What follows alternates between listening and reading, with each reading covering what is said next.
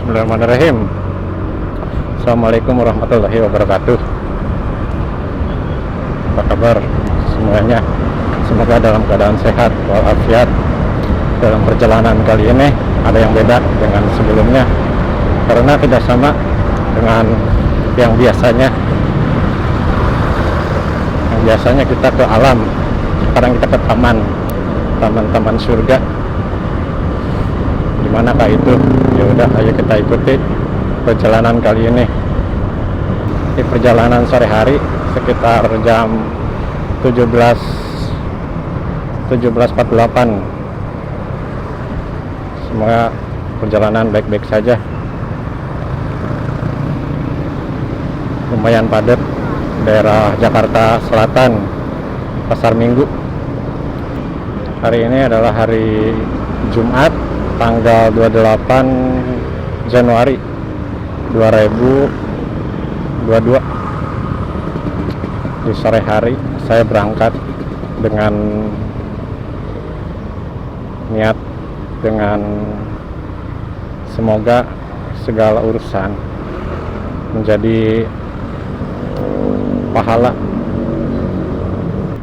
Semoga yang menonton juga mendapatkan pahala. Wah, lumayan lancar guys, lumayan ya untuk digas motor ini. Motor saya sudah lama belum servis guys, jadi kurang gerahan, kurang mantap jiwa. Semoga ada rezeki untuk bisa mengservis motor ini guys, biar bisa dibawa yang jauh-jauh lagi gitu.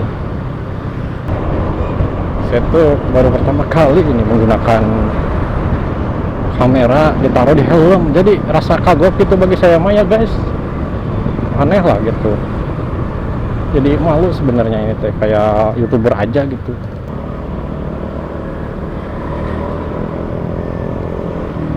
Ada sepeda guys, sepeda susul guys. Wah, kepunten akang mau sepeda punten kang. Ya kita lulus. Oh, ini apa ini? Ada patung guys. Kita harus belok nih. Keahlian saya diuji di sini guys. Kita harus kasih sen ke kiri, padahal kita akan menuju ke kanan. Di kanan masih merah ternyata guys. Oke, kita pelan-pelan saja guys. Kita barengan semua. Ini guys, ini guys, hijau di langit yang biru, Pulau Semangung. Siapa gerangan? Wah, di sini kita belok kanan lagi guys. Kita mesti hati-hati. Tempat kan? Kita ke sawah nih. Oh itu guys, belokannya guys. Merah kayaknya guys. Oh, hijau guys. Saya memang.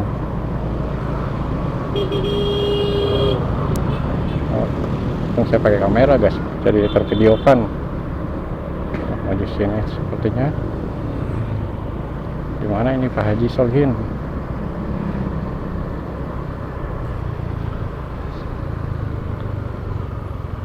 Allah Allah baik ya Rasulullah.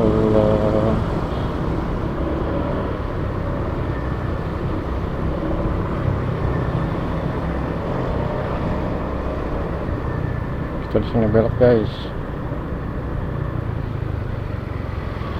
Ada pelang di sini guys. Kesini bukan ya?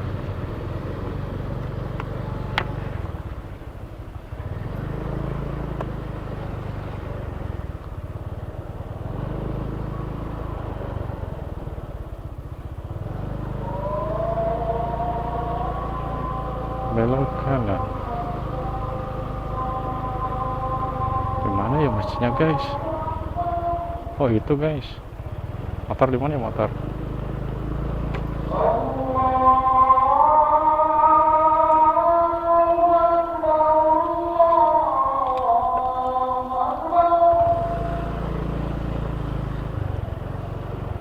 Ada parkirnya guys.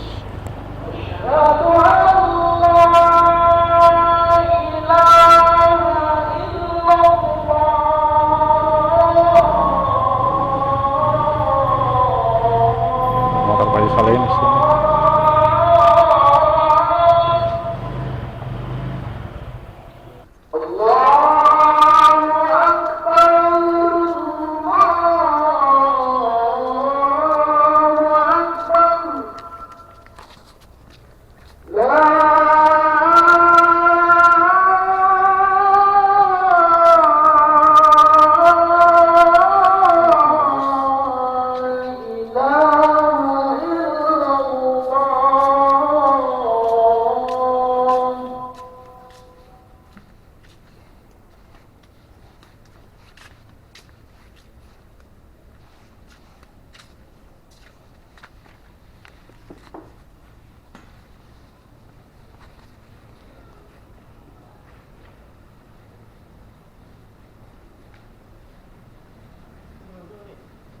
Di mana?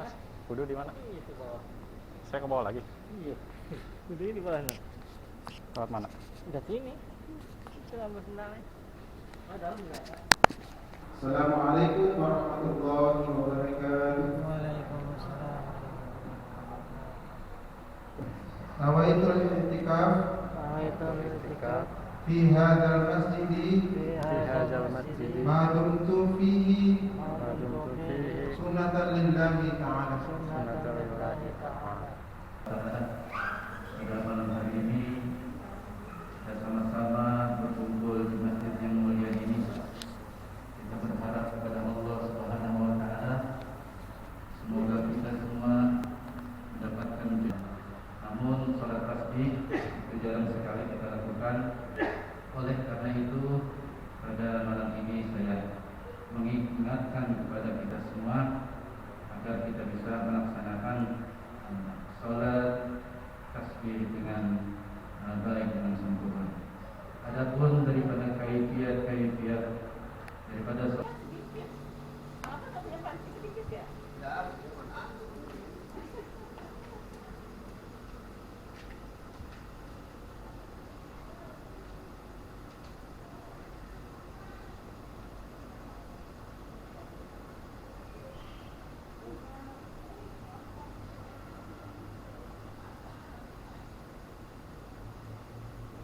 Nomor tadi berapa? 0856. Oke. Udah berapa kali Pak Haji kesini? Sering. Sering, udah agak kehitung ya. Emang setiap minggu atau gimana ini Pak Haji? Ini tiap bulan sekali. Kalau Covid-nya nggak rame, tiap bulan sekali. Oh iya ya. Tergantung Covid. Tergantung Covid ya.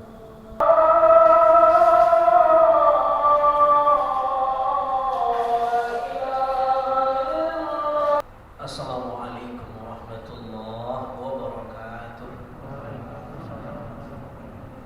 Nah, kalau bisa doanya jangan menyangkut dunia lagi. Meskipun boleh, tapi rasa-rasanya malu. Masa dia lagi dekat sama Tuhan minta dunia? Mintanya akhirat. Iya, minta tuh. Subhana rabbiyal a'la sudah. Doa lagi. Allahumma inni zalamtu nafsi faghfirli. Tuhan, saya banyak banget buat dosa, ampunin saya. Doa lagi. Allahumma a'inni ala dzikrika wa syukrika wa husni ibadatik. Tuhan, beri saya di anak pertolongan untuk senantiasa bisa mengibadahimu, mensyukuri nikmat yang kau berikan kepada saya. Minta apa saja, tentu dengan doa-doa yang maksur, artinya yang valid, dan itu ada dalam banyak riwayat. Kita lanjutkan. Jadi kalau posisi terdekat kita dengan Tuhan ketika sujud, kapan posisi terdekat setan dengan kita ketika kita wafat? Nah, kita kudu belajar. Apa makna dari hadis ini? Apa makna dari athar ini? Ini bukan hadis ya, ini athar, ini qaulnya sahabat. Ini ungkapan bijak bestarinya para sahabat Nabi. Ya, jadi dia katakan anna syaitana la'anahu Allah aqrabu ma yakunu min al-'abdi 'inda wafatihi hirsan minhu ala an yaftinahu. Setan kalau udah melihat orang mau wafat, getol bener dia, hirsan. Dia sangat punya obsesi untuk apa? Ala an yaftina, untuk melancarkan godaan-godaannya. Apa yang perlu kita garis bawahi dari kalam hikmah ini? Kita belum aman ini. Ini kalau dikasih analogi, kita ini kalau diibaratkan petinju, kita belum lagi ada di ring, tapi masih latihan doang. Kapan dirinya? Nanti ketika sakaratul maut. Disitulah habis-habisan yang menang kita atau setan. Betul gak Pak? Jadi kita sekarang ini ibu lagi ngapain? Sholat, iktikaf, ada yang baca Quran, ada yang zikir, ada yang ibadah ini. Itu ngapain Pak? Ngapain? Latihan, training, tauhid, pembiasaan. Tandingnya kapan? Inda wafatihi. Ketika kita mau wafat, setan datang, baru kita berantem. darah-darahan bisa-bisa. Su'ul khatimah atau husnul khatimah, itulah doa yang diminta oleh imam tadi ba'da isya. Ya Allah, berikan kami husnul khatimah, menang atau kalah, menjadi the winner atau the loser. Itu yang kita minta kepada Allah dalam Al-Fatihah kita. Ihdinas siratal mustaqim. Tuhan, beri kami jalan yang lurus, bukan jalannya orang yang jalan yang lurus itu bagaimana? Jalannya orang yang the winner, pemenang. Dia dapat nikmat dari Allah dan bisa mensyukuri nikmat itu dengan senantiasa mengibadahi Tuhan. Bukan jalannya orang yang kalah, al-maghdub, mereka dimurkai. Ad-dallin, mereka menikmati kesesatan. Jadi kita belum aman nih Pak. Ya, ibu-ibu, kita belum aman nih. Jangan anggap kita sholat iktikaf di Al-Ittihad ini kita sudah pasti husnul khatimah.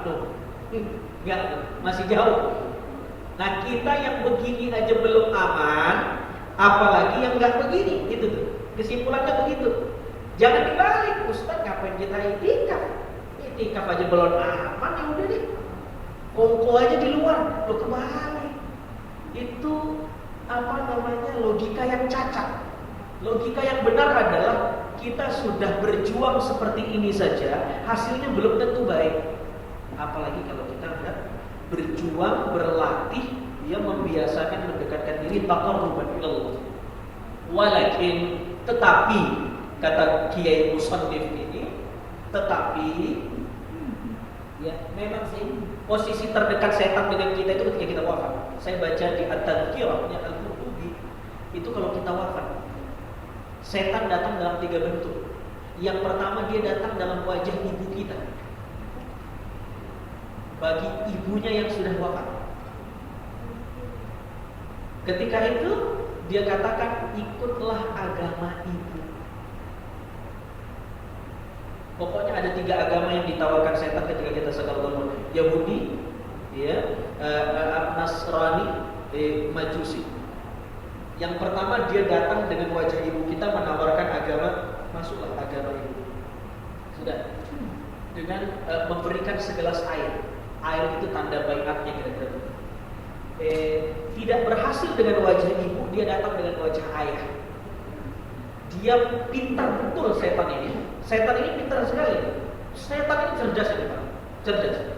Kita lagi ngaji setan, dia datang nggak tahu. Itu setan itu memang pintar. Dia tahu kapan, dia tahu suara dendam, kapan harus meliuk ke kanan, kapan harus meliuk ke kiri. Dan setan itu diberi kemampuan bisa melancarkan godaan yang konten godaannya itu sesuai dengan ketertarikan orang masing-masing. Ada orang digoda untuk minuman keras, dia nggak mau karena memang dia nggak suka minuman keras. Tapi digoda dengan cewek, kalah dia. Ada setan tahu itu, oh ini kalahnya dengan wanita. Jadilah layangan putus. Iya Bu ya, Bu. Ibu nonton juga. Ada orang yang digoda dengan wanita dia kuat, tapi dengan harta dia nggak kuat. Korupsi, berapa banyak kasus korupsi setiap hari media mainstream, otak kita, mata kita ini, telinga kita dipenuhi berita-berita oknum yang ditangkap, ya, OTT ini itu tempatnya di sini, namanya ini, namanya itu, masya Allah, macam-macam. Jadi setan pintar sekali. Dalam teori komunikasi modern, ini namanya dramaturgis. Setan itu paling pintar berdramaturgi. Kalau di sini konten godaannya begini karena orangnya begini. Kalau begini, oh cocok. Dia datang ke ustadz, beda lagi kontennya. Dikasih godaan hasan, hiker, malas talabul ilmi, atau sudah ada ilmu dikasih godaan sombong, sesuai dengan porsi setan itu. Jadi begitu, dia datang dengan wajah ayah, dengan wajah ibu, nggak bisa dengan dua-duanya. Dia datang terakhir dengan wajah guru spiritual kita, guru pengajian kita, guru agama kita. Dengan harapan karena kita punya kedekatan spiritual dengan guru dan kita lebih percaya, kita bisa luluh ketika setan menyamar wajahnya menjadi wajah guru dan menyuruh kita untuk masuk agama salah satu di antara yang 3, Nasrani, Majusi, Yahudi. Ketika kita memilih itu, itulah yang disebut dalam ayat, Ya ayyuhalladzina amanu taqullaha haqqa tuqatih wa la tamutunna illa wa antum muslim. Jangan kamu mati kecuali dalam keadaan Islam. Karena di saat sakarat itu genting sekali setan menggoda, dan besar sekali peluang kita mati tidak dalam keadaan Islam. Walakin, tapi tenang, iya. Kata Kiai Muslimif, tetapi dia sadur beberapa ayat. Innama sultanuhu 'alal ladzina yatawallawnahu wal ladzina hum bihi musyrikun. Tapi setan hanya bisa melancarkan godaannya kepada orang-orang yang menjadikannya sebagai pemimpin, sebagai tuannya, sebagai junjungannya. Siapa ini? Orang yang ketika hidup selalu memperturutkan hawa nafsunya, nggak dilawan hawa nafsunya, nggak dilawan. Jadi setiap detik, Pak, setiap detik diri kita ini selalu terjadi konflik dua hal yang kontras, bisikan yang baik dan bisikan yang buruk. Bisikan yang baik, kata Imam Al-Ghazali, yang disebut dengan mulhim, yang kemudian disebut dengan ilham, kebaikan, bisikan kebaikan. Tapi ini kata Al-Ghazali, ada malaikat namanya malaikat mulhim, ya, malaikat yang tugasnya membisiki sesuatu yang bersifat kebaikan yang kita sebut dengan ilham. Tetapi dia selalu berperang dengan syaitan yang melancarkan al-waswasah, godaan-godaan. Ini selalu perang kita. Ambil hak orang atau tidak, bohong atau jujur, macam-macam. Sholat atau tidak, macam-macam. Itu kita selalu perang itu. Nah, orang yang selalu memperturuti ajakan waswasah ketimbang mulhim, ini orang-orang yang menjadikan setan dalam hidupnya itu sebagai apa? Sebagai yatawallawna, sebagai walinya. Kita tidak pernah melakukannya karena kita sudah ngaji malam ini, kita nggak tahu melakukannya. Apa itu? Al-mutahawin bis salat. Orang yang nyepelein sholat. Nyepelein ini macam-macam, ada yang nyepelein perintahnya. Sholat dong? Enggak ah, titip salam ya sama Tuhan lo. Ini al-istihza, dia molong-molong agama, ngeledek. Ya, nggak boleh ini, ada deliknya ini, bahaya. Ada al-mutahawin itu adalah menyepelekan waktu sholat. Dia sholat, tapi waktunya dia sepelein. Alah masih ini, belum ini, masih juga azan, belum qomat, masih qomat, belum takbir, masih takbir, belum rukuk, lama-lama dia enggak sholat. Menyepelekan waktu sholat. Ya. Ada orang juga dia sholat, ya, tetapi yang dia sepelekan itu adalah keseriusan dia dalam sholat. Kalau dia diundang sama orang, sama bimbingan, sama bosnya, sama rekan kerjanya, sama partner bisnisnya, oh luar biasa persiapannya. Ya, parfum yang luar biasa, baju yang luar biasa, persiapan yang luar biasa, bagaimana tidak mengecewakan partner bisnisnya, rekan bisnisnya, bosnya dan lain-lain. Dan tetapi ketika Tuhan yang undang, Allahu Akbar, dia datang dengan tidak semangat, takbirnya seperti orang yang pesakitan, rukuknya seperti orang yang malas, sujudnya ogah-ogahan. Ini sepele juga al-mutahawin bis shalah. Jadi jangan menyepelekan sholat. Sholatlah, ya kan? Itu ada ulama bilang, semaksiat apapun kita jangan tinggalkan sholat. Karena sholat itu yang akan menyetop maksiat kita. Percayalah itu. Loh, Tuhan sudah klaim itu. Sholat itu tanha 'anil fahsya wal munkar, mencegah fahsya dan munkar. Tetapi Ustaz, kenapa masih ada orang yang sholat tapi masih berbuat fahsya dan munkar? Tentu bukan klaimnya yang salah, tetapi kualitas sholatnya yang keliru. Bagaimana kualitas sholat? Kalau kualitas sholatnya bagus, tentu outputnya juga bagus. Bagaimana kemudian dia menghayati sholatnya, mentafahumi sholatnya, memaknai ritual sholat? Apakah hanya sekedar gerakan dan ucapan tanpa makna, atau benar-benar dia hayati? Ada orang sholat seperti gerakan saja. Allahu Akbar, suruh ruku, sujud, tapi dia nggak tahu apa makna ruku dan sujud itu. Dan dia cuma bertalafuz saja, subhana rabbiyal a'la, subhana rabbiyal azim, bismillahirrahmanirrahim, al-fatihah, selesai. Sudah selesai salat. Jadi dia nggak tahu apa maknanya. Nah, kapan-kapan kita akan bicara tentang bab ini. Kayaknya menarik, memaknai sholat. Doakan saya, sudah sampai 70 halaman. Saya lagi nulis buku tentang ini. Buku tentang seni menikmati sholat. Bagaimana bisa menikmati sholat dari ritual sampai spiritual. Enggak cuma gerakan dan ucapan. Karena kalau cuma gerakan secara kinestetik, binatang itu lebih bagus dan canggih gerakannya daripada kita. Betul nggak? Anak manusia untuk bisa jalan keluar dari rahim ibu-ibu itu kapan? Prosesnya lama, betul? Jatuh, merangkak, jatuh lagi, ke kanan, ke kiri, baru dia bisa jalan. Tapi anak ayam netas dari cangkang yang keras itu untuk bisa jalan selama anak manusia enggak? Lebih canggih gerakannya hewan atau manusia? Hewan. Kalau gerak cuma sekedar gerak, sholat kita sama seperti binatang sirkus. Coba bikin binatang sirkus. Anak saya ajak liburan, kalau ada sirkusnya senang banget. Lumba disuruh salin ke pawangnya, ya, macam pinter itu binatang-binatang itu. Tapi tanya apa makna salin itu, gak tahu dia. Kalau sholat hanya sekedar ucapan, samalah sholat kita seperti burung beo. Burung beo yang sudah dilatih kemampuan verbalnya, dia akan bisa jawab Assalamualaikum, Assalamualaikum, Waalaikumsalam, Waalaikumsalam. Bisa aja. Fulus, bisa aja. Beo. Tapi tanya apa makna salam itu? Apa makna? Dia nggak tahu.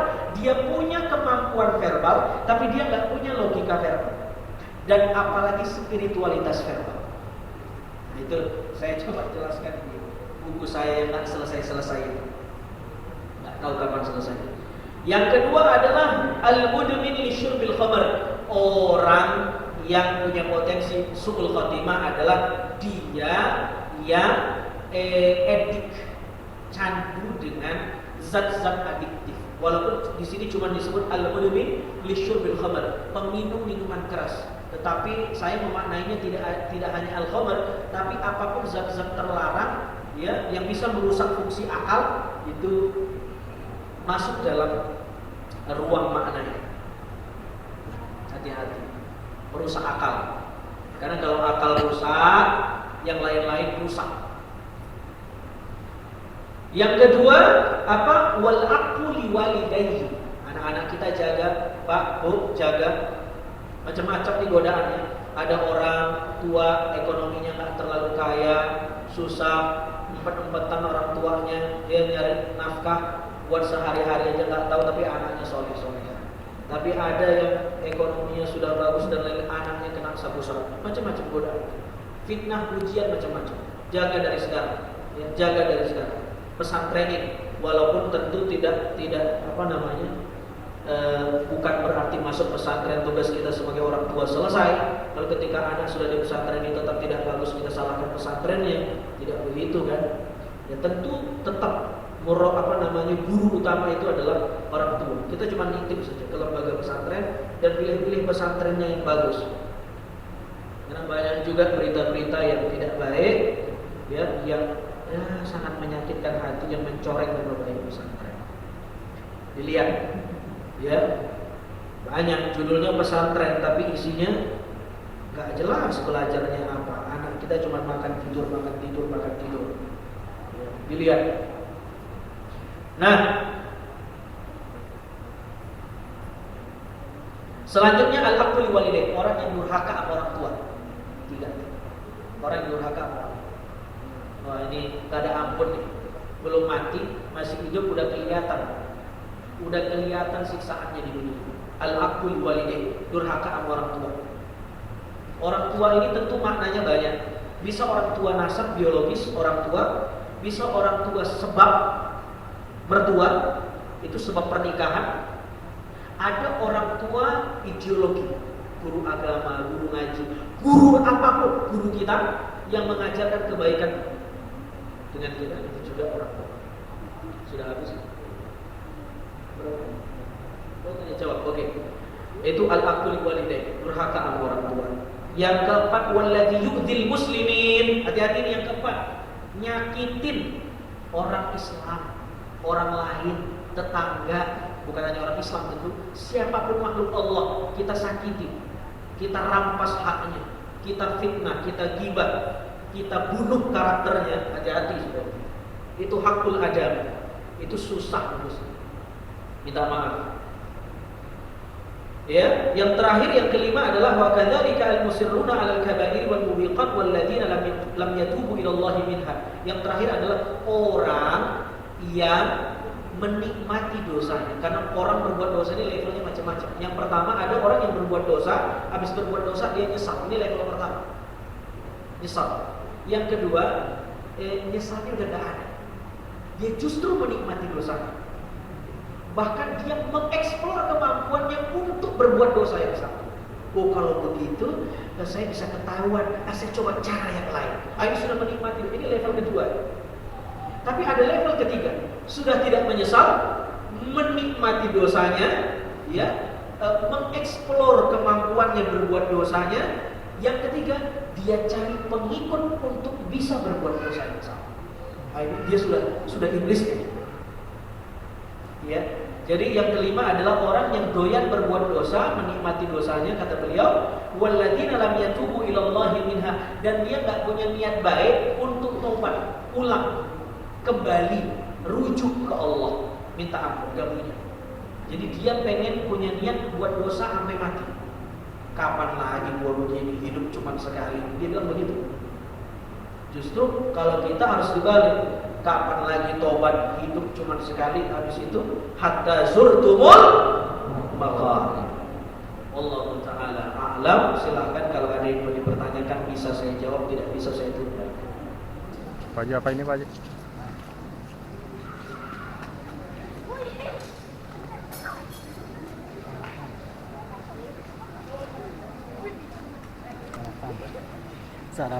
Sarapan. Dinner aja.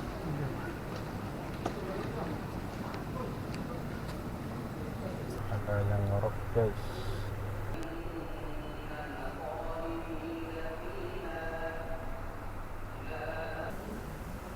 Mari sama-sama kita bersyukur kepada Allah Subhanahu wa taala dengan mengucapkan alhamdulillah. Sama-sama kita berselawat dengan mengucapkan Allahumma shalli wa sallim wa barik ala sayyidina Muhammadin wa ala ali sayyidina. Karena memang situasinya agak kritis ya. Mungkin ada yang sudah 5 watt 5 watt itu sudah redup gitu ya. Maka kita mungkin hanya 15 menit saja. Nanti kita lanjutkan dengan dialog supaya nggak ngantuk ya. Tema kita adalah cinta Al-Quran, mencintai Al-Quran ya. Berinteraksi dengan Al-Quran. Nabi wafat tidak meninggalkan emas, intan, berlian atau apapun. Tapi yang ditinggalkan oleh Nabi adalah taraktu fikum amrayn lan tadillu ma tamassaktum bihima kitaballahi wa sunnati. Aku tidak tinggalkan kepada kalian kecuali 2. Jika kalian berpegang teguh kepada keduanya, maka kalian tidak akan sesat, yaitu Al-Quran dan Sunnahku. Segala sesuatu yang ada di dunia ini itu pasti ada manualnya. Betul Pak ya? Bapak beli HP ada manualnya nggak? Ya. Beli televisi, beli kulkas, beli motor, beli mobil, itu pasti ada manual, ya kan? Bahkan menurut undang-undang perdagangan, kalau ada barang yang nggak ada manualnya, itu berarti ilegal. Itu barang selundupan itu.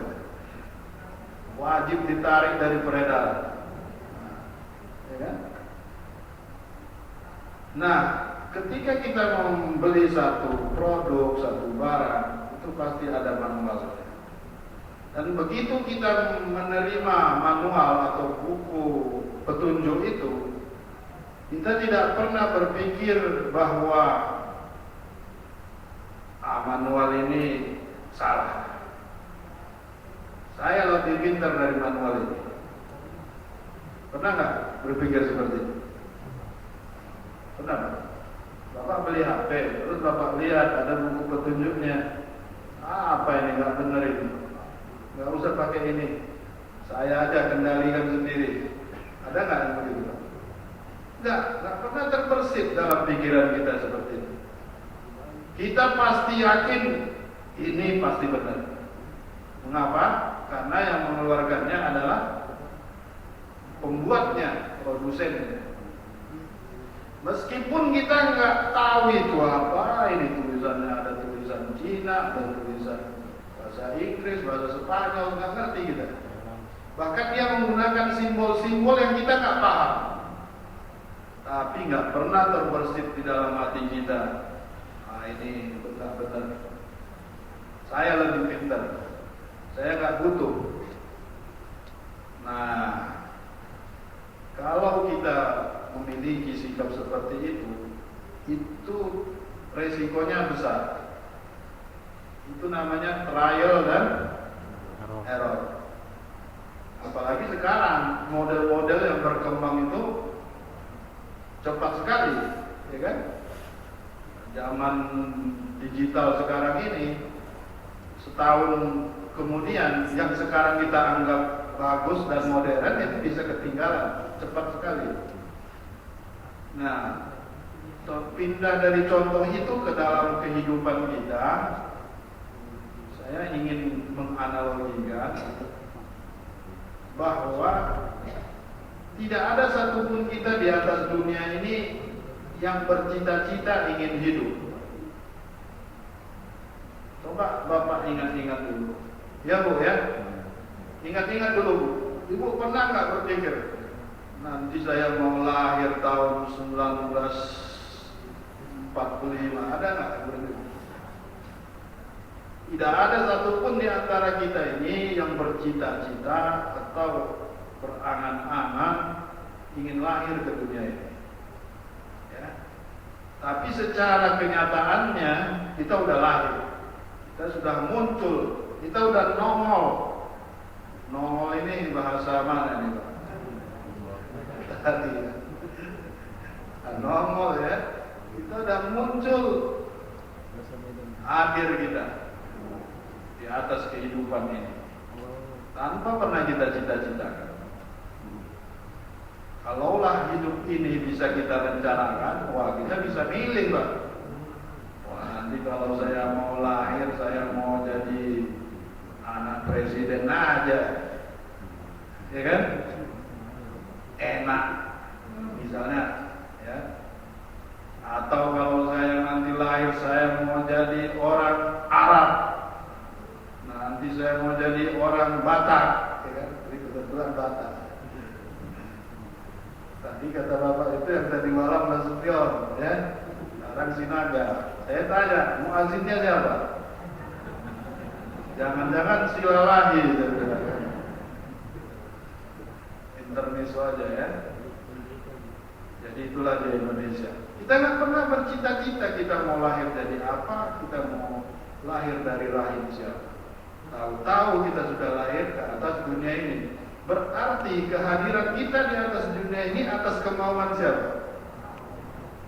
Berarti ada yang mengcreate, ada yang mendesain, ada yang memplanning, ada yang memprogram dan mencipta kita. Itulah dia Allah Subhanahu wa taala. Nah, begitu kita lahir ke permukaan dunia ini, Allah pun tidak biarkan kita melenggang ya di atas dunia ini tanpa manual. Nanti ilegal kita, ya kan? Karena itu ada manualnya juga. Maka manual itu Allah turunkan. Itulah dia Al-Quran. Dzalikal kitabul la raiba fihi hudal lil muttaqin. Itulah dia kitab Al-Quran, la raiba fihi. Tidak boleh ada keraguan sedikit pun di dalamnya. Ya, sama seperti bapak tadi beli barang, mana pernah bapak terbersit? Apa ini? Gak bener itu. Otak saya lebih pintar dari itu. Gak bisa. Tadi kepada barang yang sifatnya dunia saja kita begitu. Nah, kalau kita analogikan dengan Al-Quran, maka pasti manual, yaitu Al-Quran yang Allah turunkan itu pasti benar. Karena dia datang dari yang menciptakan kita. Sama dengan barang tadi, sang produsenlah yang tahu apa keistimewaan ciptaannya ini, produknya ini, apa kelemahannya. Kalau error, bagaimana cara solusi memperbaikinya, bagaimana cara jalan keluarnya.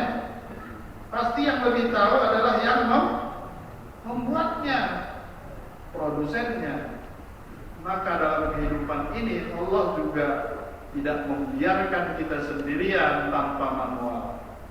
Allah beri kita Al-Quran.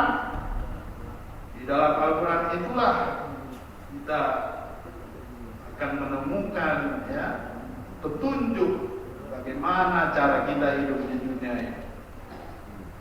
Kalau sekiranya kita salah, bagaimana cara memperbaikinya? Ya kan? Nah, karena itu disinilah pentingnya kita berinteraksi dengan Al-Quran. Udah berapa menit ini? Udah 10 ya. Maka wajiblah kita berinteraksi dengan Al-Quran. Al-Quran itu sendiri dari kata-katanya itu terambil dari kata qara'a yaqra'u Qur'anan. Kalau dalam tasrif bahasa Arab atau bahasa ilmu sharaf, qara'a yaqra'u Qur'anan, membaca, sedang membaca. Qur'anan itu masdar bacaan. Tapi ada juga ahli bahasa yang mengatakan bahwa Quran itu tidak terambil dari kata akar kata apapun. Quran itu nama khusus, tidak terambil dari akar kata apapun. Tapi kalau kita menggunakan pendapat bahwa qara'a yaqra'u Qur'anan terambil dari kata qara'a, artinya membaca, kemudian menjadi kata Quran dengan alif dan nun di belakang, itu mengikuti wazan fa'lan dalam bahasa Arab atau fu'lan. Jadi kalau kita belajar nahwu atau sorof, nanti kita ketemu ada wazan fa'lan, fu'lan. Nah, itu Quran mengikuti wazan itu, mengikuti pola itu. Quran, fu'lan. Secara bahasa itu mengandung makna superlatif, artinya sebaik-baik bacaan.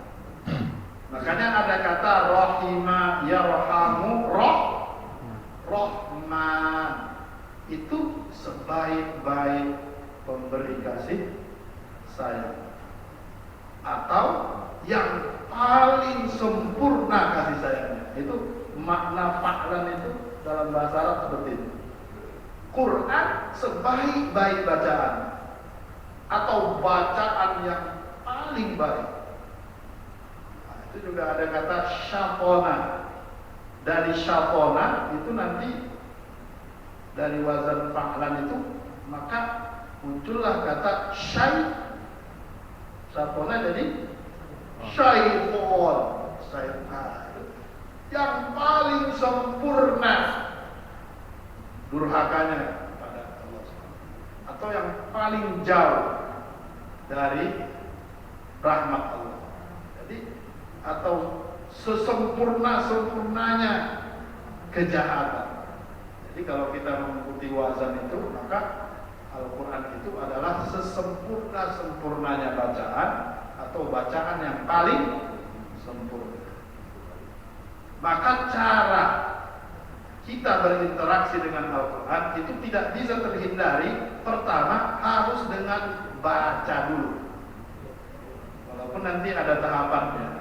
Setelah baca, ya, kalau bisa menghafal, kemudian memahami, mengerti, ya, isi kandungannya melalui beberapa kajian tafsir misalnya, kemudian mentadabbur dan mengamalkan. Itu ada step-stepnya. Tapi kita nggak mungkin bisa sampai ke tingkat itu tanpa terlebih dahulu melewati tangga pertama yang namanya membaca, ya. Dan itulah salah satu mukjizat Al-Quran. Al-Quran ini berbeda dengan bacaan-bacaan yang lain. Kalau kita membaca kitab Ulumul Quran, di situ akan kita temukan definisi apa itu Al-Quran. Al-Quran huwa kalamullah al-munazzalu ala Muhammadin sallallahu alaihi wasallam diwasatati Jibril, ya. Adalah Al-Quran yang diturunkan kepada Nabi Muhammad dengan perantaraan malaikat Jibril, dimulai dengan surah Al-Fatihah, diakhiri dengan surah An-Nas at-ta'abbudi bitilawati. Dinilai ibadah bagi orang yang membacanya. Itu selalu ada kalimat ini. Kalau kita buka literatur ulumul Quran, ada kalimat kata kunci at-ta'abbudi bitilawati. Al-Quran itu dinilai ibadah bagi yang membacanya. Itu berbeda dengan buku-buku yang lain. Kalau Bapak baca buku bahasa Inggris atau buku pelajaran matematika, fisika, atau baca buku apa saja, kita berpahala ketika kita dalam membaca itu dalam rangka mencari ilmu, talabul ilm. Tapi dalam membaca Al-Quran, kita pahalanya berganda.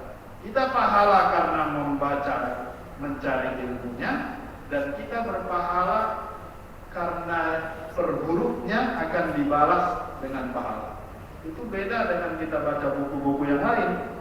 Itu nggak dihitung huruf-hurufnya. Tapi kalau membaca Al-Quran, huruf-hurufnya dihitung pahala.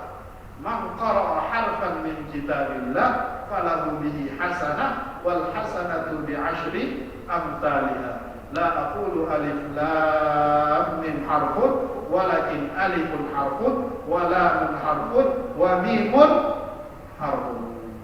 Ini hadis di dalam Sunan At-Tirmidzi. Kata Nabi, barang siapa yang membaca satu huruf dari Al-Quran, maka bagi dia satu kebajikan, dan satu kebajikan akan dikali 10. Aku tidak katakan alif lam mim itu satu huruf, melainkan alif satu, lam satu, mim satu. Coba perhatikan, Nabi sampai merinci seperti ini, seakan ingin menegaskan bahwa menjelaskan huruf itu. Sampai Nabi katakan alif lam mim itu bukan satu huruf, alif satu, lam satu, mim satu, untuk menegaskan bahwa orang yang membaca Al-Quran pahalanya dihitung per huruf. Ada nggak kitab yang seperti itu? Kalau kita baca kitab-kitab yang lain, kitab fikih apapun, kita berpahala karena belajarnya, tapi tidak dihitung hurufnya. Tapi kalau kita belajar Al-Quran, belajarnya kita dapat pahala, hurufnya dapat pahala. Jadi kalau Bapak belajar Al-Quran, baca surah Al-Ikhlas sampai diulang 10 kali, tinggal hitung saja berapa hurufnya. dikalikan 10. Nah itulah dia salah satu kemukjizatan Al-Quran. Dan itulah ya keistimewaan Al-Quran. Meskipun kita nggak paham dan nggak paham atau nggak ngerti, saya tanya, ada nggak yang ngerti alif lam mim apa artinya? Itu seakan-akan Nabi ingin menjelaskan lagi, meskipun kalian nggak paham, alif lam mim itu siapa yang tahu artinya? Ya kan?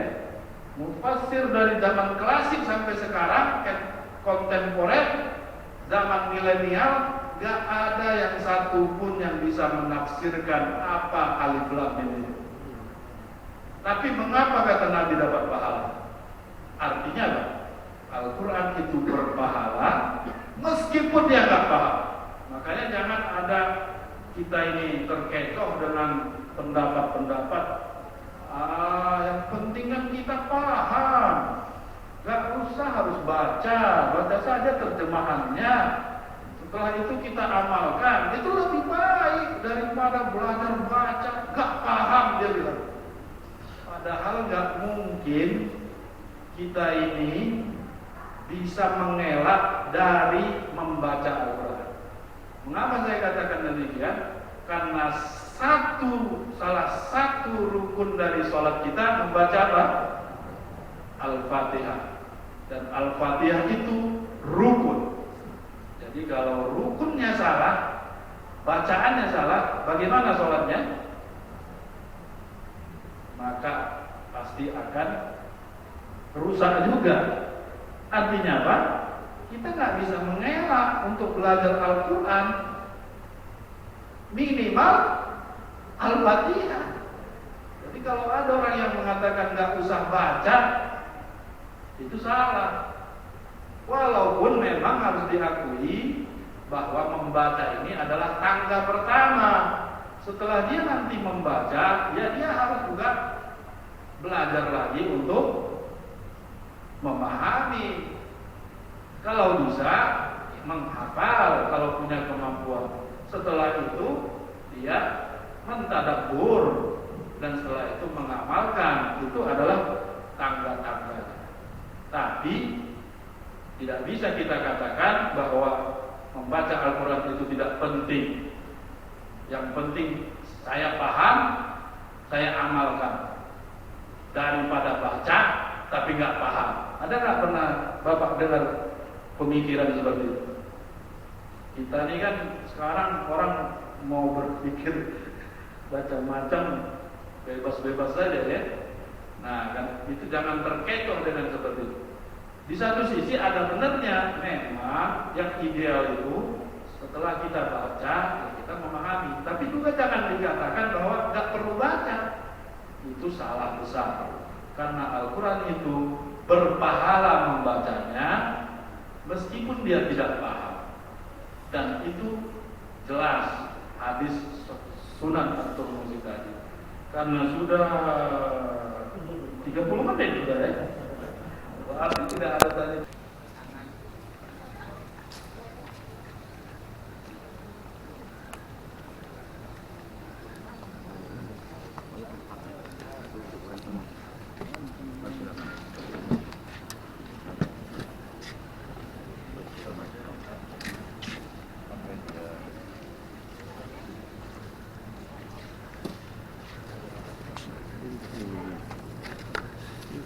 Alhamdulillah. Terima kasih.